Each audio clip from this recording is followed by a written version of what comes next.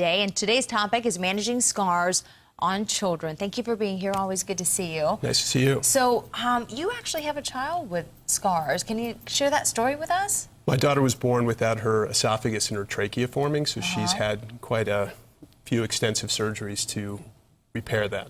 So tell us about what kinds of conditions do you actually see that are responsible for scars in kids? The most common scars that we see and we treat are disfiguring acne scars, but we also commonly see scars from injuries such as dog bites and lacerations and burns, and then again medical or surgical procedure scars. What about the factors that impact how concerning scars can be to children? Scars can cause a lot of anxiety for children, and it really depends on the age of the child, the location of the scar, how disfiguring the scar is or how really prominent it is. And sometimes scars can be quite painful, and those lead to people wanting to pursue treatment modalities for that, because sometimes the history of the scar can be so anxiety-provoking that can cause a lot of stress, just the child looking and dealing with the scar. Sure, and there are a lot of, that's the good news here, there are a lot of treatments available out there, options anyway, to manage scars or treat scars.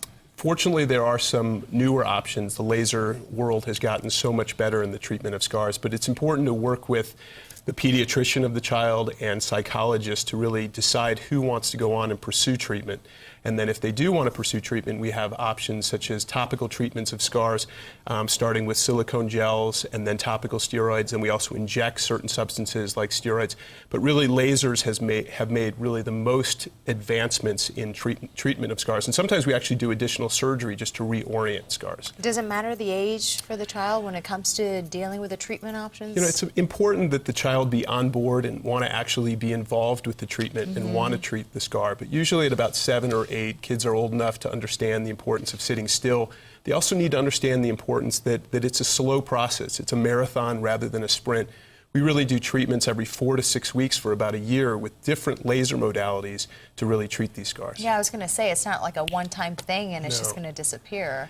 No, there are fractional lasers that poke holes in scars. There are lasers that treat the redness or the thickness of scars called pulse dye lasers. And then there's some newer modalities that actually tend to blend the scar line that are fractional ablative scars. At least there are a lot of options out there. Thank you so much, Dr. Cohen. Always good to see you. To learn more about the best ways to manage scars in kids, we have a link to Aboutskin Dermatology on our website, thedenverchannel.com. Just click on that big red TV button.